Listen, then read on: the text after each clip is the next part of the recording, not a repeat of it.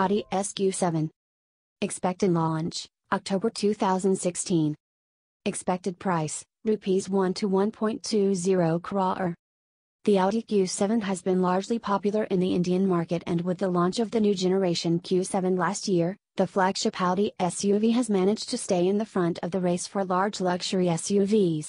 But the Ingolstadt-based manufacturer has always missed one thing in the Q7, a powerhouse performance car.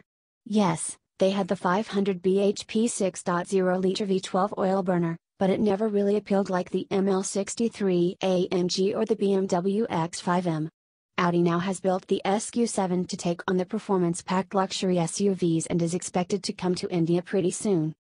Let us get to the meat first. Under the hood you have a 4.0-liter V8 twin-turbocharged diesel engine.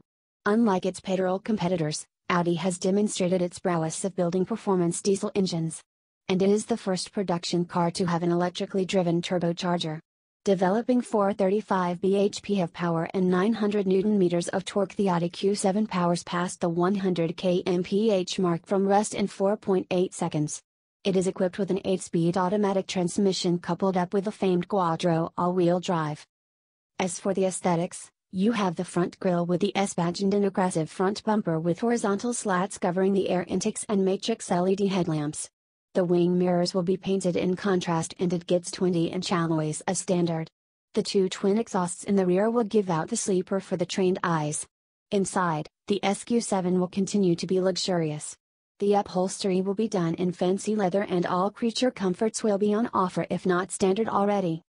The SQ7, as we have said before, will like to take on the BMW X5M or the Mercedes GLE 63 AMG or the GLS 63 AMG in the top-spec Land Rover Discovery in terms of its price and appeal.